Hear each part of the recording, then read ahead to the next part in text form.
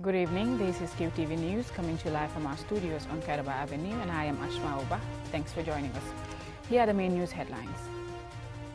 The Presidential Meet the People tour proceeded to the Upper River region on Saturday, where President Barrow pledged more projects and programs for the people.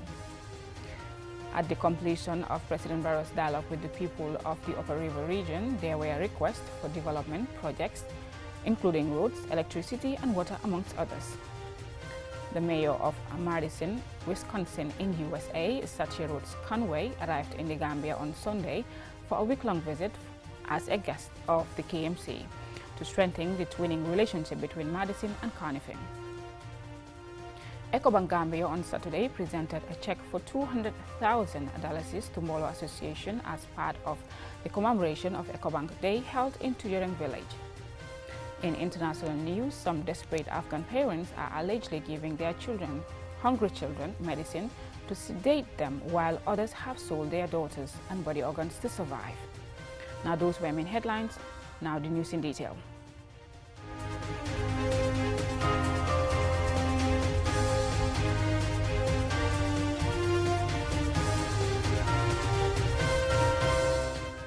The Presidential Meet the People tour proceeded to the Upper River region on Saturday with two joint meetings of constituencies where President Barrow pledged more projects and programs to bring development and improve their living conditions. Modula Minchoy reports.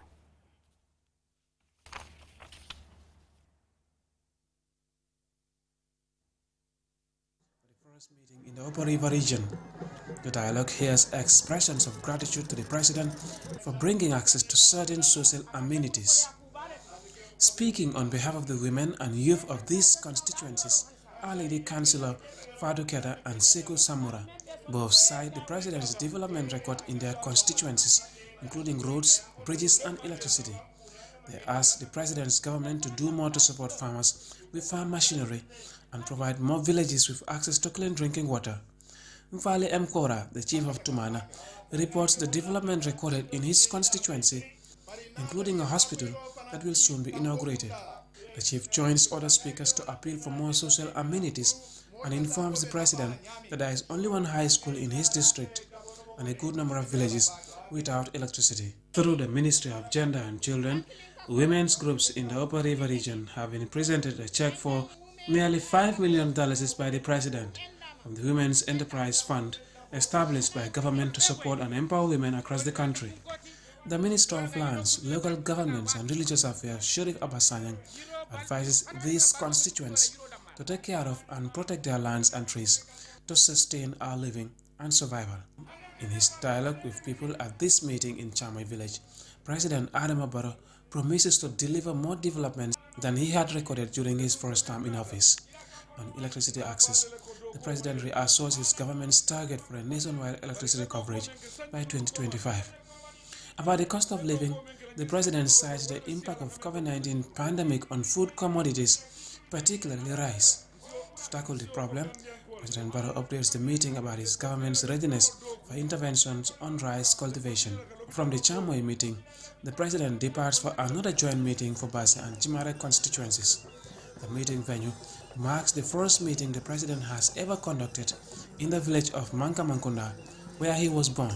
Together with people from the two constituencies, the village warmly welcomed their son to the place he calls home, which hugely contributed to molding him to what he has become today, a president.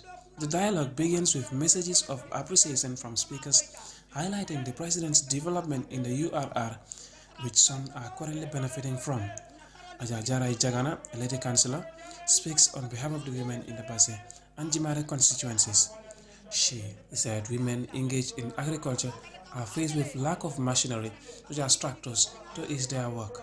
She asked government support in this plus guardians which can complement their agricultural activities. Haji Khule Kamara speaks about the high cost of basic commodities, especially rice and sugar. Having done comparative analysis of price differences in the constituencies of Jimara and Basse, he is suspicious of businesses contributing further to the high cost of commodities in the country through profit maximization.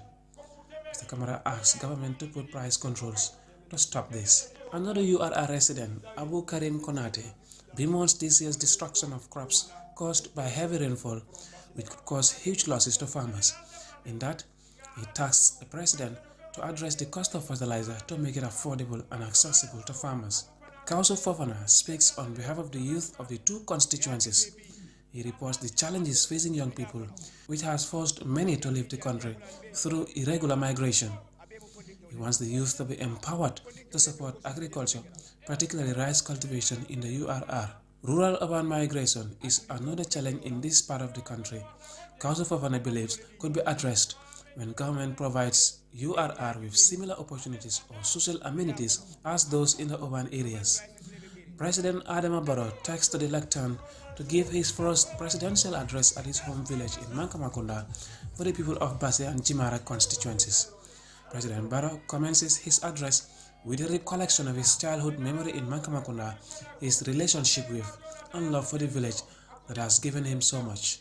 The Gambian leader stresses that there are more development projects for URR and the Gambia as a whole plans to deliver. Given the lack of electricity in this part of the Gambia, the president has named a list of more than 20 villages in the Jimara constituencies and 5 villages in Basse to be soon provided with electricity. In addition, the president promises more roads to be constructed in the Jimara and Basse constituencies. Again, at this meeting, the president has renewed his commitment to creating 150,000 jobs in the next 5 years and continue on his development projects for more schools, roads, electricity, and a host of other social amenities for the people of the Gambia. Mahmoud Lamin Choi, QTV News. Now, at the completion of President Barrow's dialogue with the people of the URR, following 3 joint meetings of constituencies, there were requests for projects including roads, electricity, and water, amongst others. Mahmoud Lamin Choi again. This is the last meeting of the President's Meet the People tour at the Upper River region in Kolebantan. It is a joint meeting of 3 constituencies, namely Woolly East and West and Sandu. The meeting has given the constituents a chance to express the impact government projects have had on their lives and livelihoods. Most significant among the infrastructure projects highlighted are those which saw roads and bridges constructed in these constituencies. On behalf of the women, Councillor Fatmata Sao thanks the President for the development milestones, specifically referencing the Basse-Woolly Bridge and Pasmas Laminkoto Road, both of which were constructed during President Barrow's leadership. She reminds the President of development deficits in the area, confirming that while many communities have good roads, many are still without any. The Councillor requests the President to help support women with gardens, as there are few in the constituencies. Yoro Kamara delivers remarks on behalf of the youth of the 3 constituencies and references communities and villages with and without good roads and electricity in the Sandu constituency. On youth development, Yoro Kamara requests government to support the area with youth skills training centers to help reduce irregular migration to Europe. Taking part in the dialogue with the President is Chairman Faseni Barrow. Faseni Barrow is delighted that the Woolly Bridge has eased transportation in the area. He informs the President that the heavy rainfall recorded this year has caused destruction to crops, thereby affecting their quantity of produce this year. He appeals to the President to support farmers who are currently faced with inadequate means of farming in their agricultural ventures. Demba Jallo, representing the voice of livestock farmers in the constituencies, explains the significance of livestock to people's lives and livelihoods and the challenges facing livestock farmers in the area. He identifies livestock theft as the biggest problem farmers encounter in the Upper River region. In that, Demba Jallo seeks government's assistance to strengthen security to address this. One of the speakers, Mbemba Jabi, complains about the cost of the tariff for crossing the Basse-Woolly Bridge, which is the same as that of the ferry at the same crossing point. Mbemba Jabi informs the President that this has made transportation difficult to and from Woolly and appeals for a reduction of the tariff. The National Assembly member for Sandu constituency, Ibrahima Jete, speaks at the meeting and describes the President as being responsive to people's needs and demands as manifested in the infrastructure developments registered in the URR. Assembly member Jete believes the country is blessed with land resources which, when cultivated, can make Gambia food self-sufficient. To achieve that, he appeals to the Agriculture Ministry to support inland development in the URR. The Minister of Fisheries, Water Resources and National Assembly Matters, Musa Drame, reassures those assembled of government's commitment to fixing the development needs of the 3 constituencies. The Fisheries Minister identifies a list of villages in Sando and Wole whose lack of access to water will soon end. Minister Drama reveals that there are advanced plans for boreholes and pipes to be dug and installed. Ibrahima Silla, the Minister of Works, Transport and Infrastructure, names several road networks connecting communities in Basse and other parts of URR, of which the government has conducted assessments and is ready to construct them. According to Minister Silla, the Ministry of Agriculture has funds available for some of these roads and is ready for construction work to begin. On the Basse-Wole Bridge, the Works Minister clarifies that there is an existing default liability agreement between the Gambia and China, which will end in December 2023. The agreement means that the bridge remains in the custody of China, who will be responsible for any damage or maintenance for 2 years. President Barrow delivers an address on the socio-economic affairs of their constituencies. The head of state links the rising cost of living to external factors, including the COVID-19 pandemic, which has not spared most economies in the world. He underscored his government's commitment to addressing the cost of living crisis, including with subsidies and other measures. President Barrow responds to the concerns raised about the tariff at the Basse-Wole Bridge, assuring the meeting that the bridge is there to support the people of URR and the Gambia. He wants the bridge to last for 100 years with regular maintenance using the money generated from the tariff. The money from the tariff at the bridges in the Gambia will also be used to construct more roads, the president told the gathering. He appeals to the people to support the government in this drive. President Barrow reveals there will soon be improvements to the electricity coverage in Wole and Sando. In Wole West, 5 villages have electricity. The president promises electricity for 27 villages in Wole West. In Wole East, 1 village has electricity, and 20 more villages are promised that they will have electricity. In the constituency of Sando, 2 villages have electricity, and 18 more villages are on the president's list to be provided with electricity. President Adama Barrow has re-echoed his government's commitment to delivering more services to improve the living conditions of Gambians. Mahmoud Lamin Choi, QTV News. That story by Mahmoud Lamin Choi will lead us to a commercial break, but when we return, we have more local as well as international stories for you. Do stay tuned.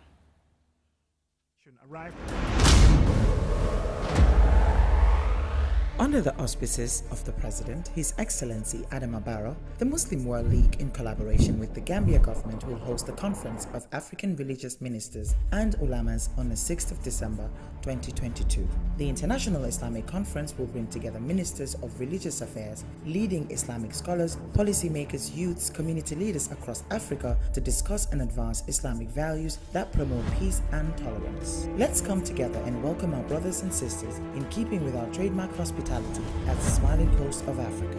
This message is brought to you by the ministry responsible for religious affairs in collaboration with the Gambia OIC Secretariat.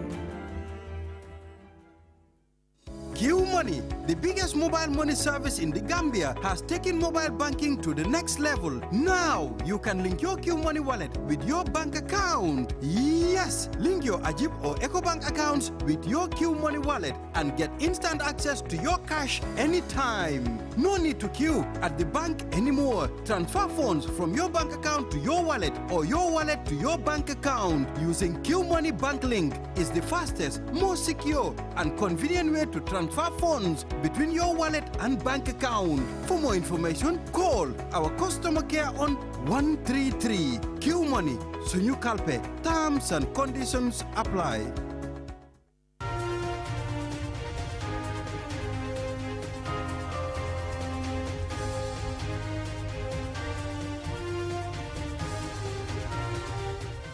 Welcome back. If you're just tuning in, you're watching QTV News. Now, the mayor of Madison, Wisconsin, USA, Stacia Rhodes Conway, arrived in the Gambia to a rousing welcome on Sunday night at the Banjul International Airport. The mayor is on a week-long visit as a guest of KMC to strengthen the twinning relationship between Madison and Kanifing. Mamadou Gajaga was there and he now reports.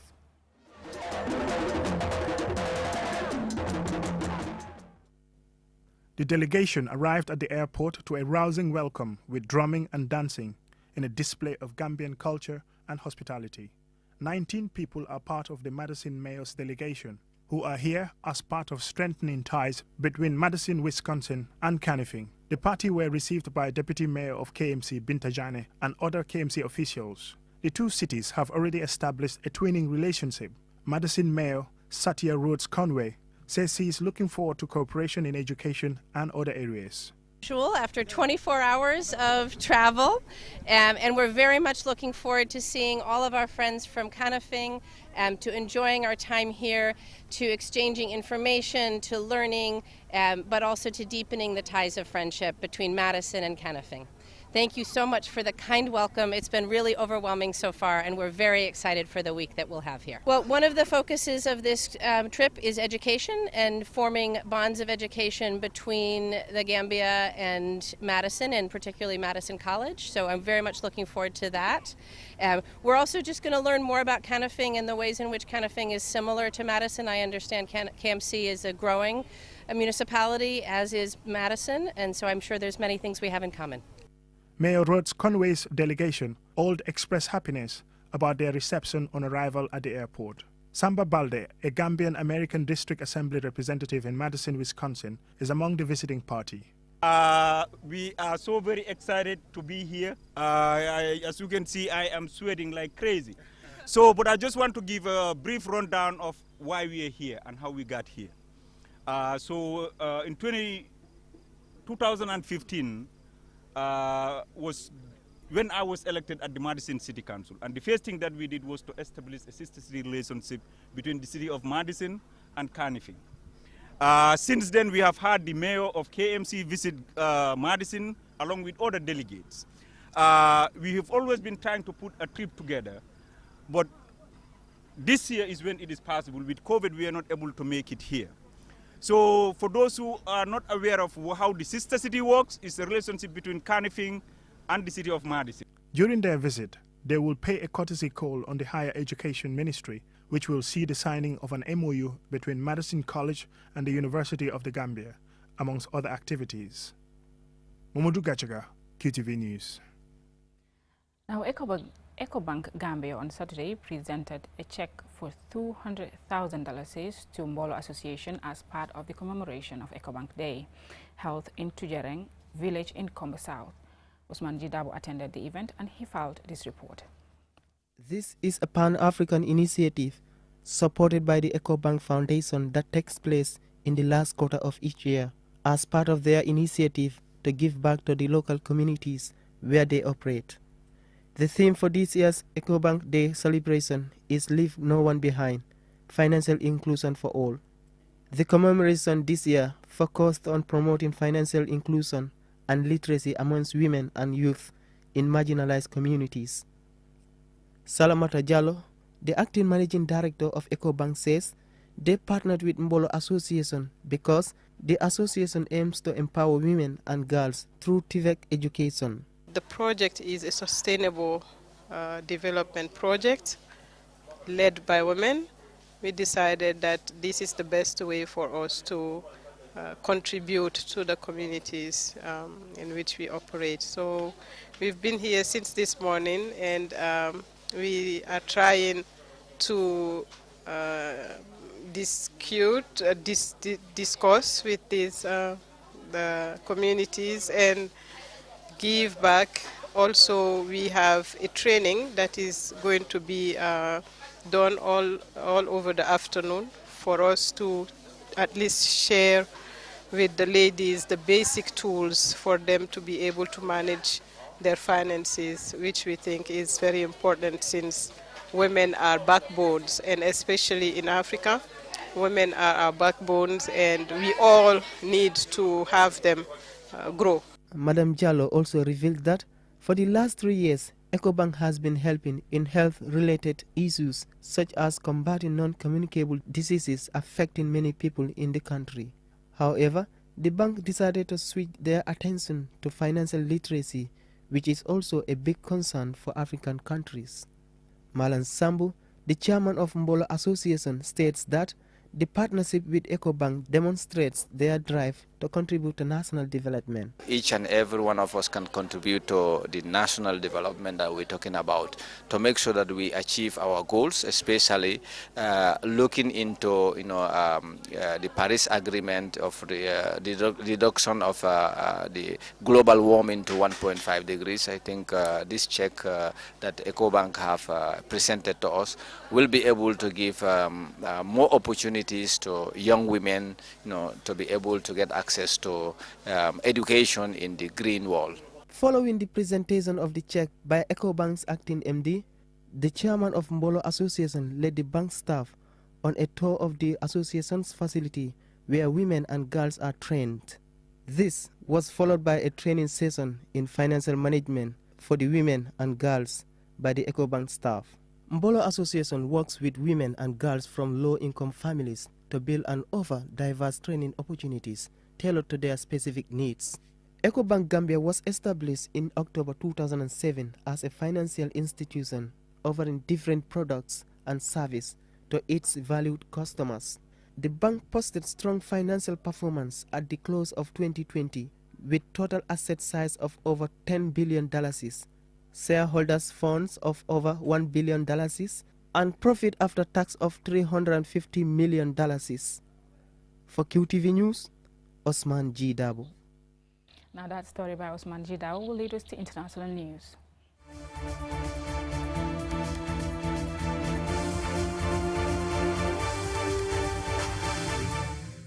Now, some desperate Afghan parents are allegedly giving their hungry children medicine to sedate them, while others have sold their daughters and body organs to survive.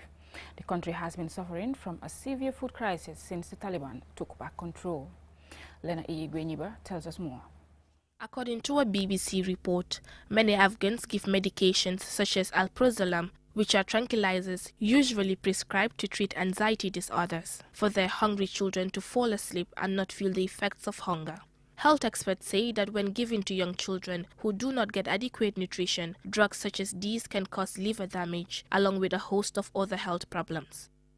On the other hand, some Afghans are being forced to take extreme steps to save their families from hunger. Some mothers have sold their young daughters to be married off, while others have undergone surgery to remove and sell their kidneys and get paid about $3,000. And even after that, they still cannot find the means to survive, leaving some feeling that it is better to die than to live in this condition.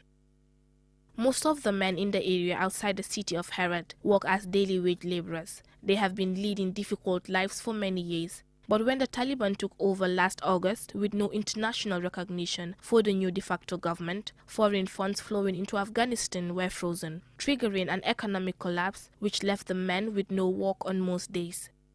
The spokesman of the Taliban's provincial government in Herat says the situation is a result of international sanctions on Afghanistan and the freezing of Afghan assets. He accused the parents of lying about their condition to get help. The United Nations have called the situation in Afghanistan a humanitarian catastrophe, and according to the BBC, there is a huge number of people in the country at present who do not even earn $1 a day. Reporting for QTV News, I am Lena Iyigwenyiba. Well, that's it. That's all we have for this news bulletin. But before we go, a recap of our main news headlines. The Presidential Meet the People tour proceeded to the Upper River region on Saturday, where President Barrow pledged more projects and programs for the people. At the completion of President Barrow's dialogue with the people of the URR, there were requests for development projects including roads, electricity and water, amongst others. The mayor of Madison, Wisconsin in USA, Setia Roots Conway, arrived in the Gambia on Sunday for a week-long visit as a guest of the KMC to strengthen the twinning relationship between Madison and Carnifing. EcoBank Gambia on Saturday presented a check for $200,000 to Mbolo Association as part of the commemoration of EcoBank Day held in Tujereng village. In international news, some desperate Afghan parents are allegedly giving their hungry children medicine to sedate them, while others have sold their daughters and body organs to survive. Well, that's all we have for you on this news bulletin. Join us at 10 p.m. for more news. Thanks for watching.